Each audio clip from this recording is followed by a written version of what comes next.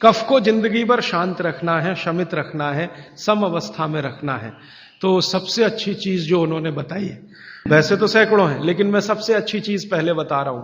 वो कहते हैं नंबर 1 की चीज है कफ को शांत रखने के लिए, वो है गुड़। और ऑब्लिक करके उन्होंने एक चीज बताई है, शहद।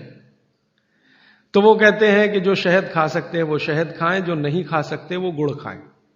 अब आप में से जो जैन सिद्धांतों का पालन करने वाले हैं उनके लिए है गुड़, और जो जैन सिद्धांतों का पालन नहीं करते वो शहद भी ले सकते हैं।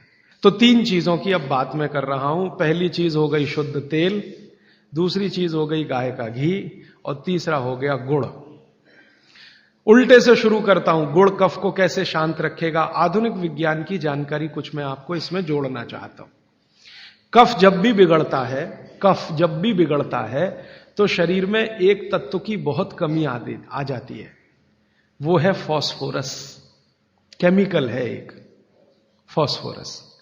जब भी कफ बिगड़ेगा तो आप समझ लो आपके शरीर में फास्फोरस की कमी है। और फास्फोरस का एक छोटा भाई भी है, आर्सेनिक। आर्सेनिक वैसे तो शरीर में ना रहे तो अच्छा है क्योंकि जहर है, लेकिन बहुत मामूली मात्रा में रहे तो फास्फोरस को ताकत देता है ये आर्सेनिक। फास्फोरस का कॉम्प्लीमेंट्री है आर्सेनिक। ये केमिस्ट्री की बात है। अब आप समझ लीजिए कि कफ आपके शरीर में बढ़ गया, इसका माने फास्फोरस कम हो गया। तो भागवत जी ने कितनी इंटेलिजेंसी से चुना, गुड़ खाओ। हमने गुड़ को जब टेस्ट किया लेबोरेटरी में तो उसमें सबसे ज्यादा फास्फोरस ही है। गुड़ में सबसे ज्यादा फास्फोरस है। हालांकि उसमें थोड़ा मात्रा में आर्सेनिक भी है, लेकिन फास्फोरस उसमें सबसे ज्यादा मात्रा में है। और गुड़ जो बना है ना, किससे बना है? गन्ने के रस से। तो गन्ने के रस को टेस्ट किया तो पता चला गन्ने के रस में फास्फोरस है, लेकिन गन्ने के रस से ज्यादा गुड़ में है। गन्ने के रस में भी फास्फोरस है, लेकिन उससे ज्यादा गुड़ में है। तो क्या किया हमने? गन्ने के रस को गर्म किया। तो गर्म करने की जो प्रक्रिया है, इसमें फास्फोरस घटा नहीं, बढ़ा। यह पता नहीं क्या अद्भुत विज्ञान है। तो भागवत जी ने यह नहीं कहा कि गन्ने का रस पियो, उन्होंने कहा गुड़ खाओ।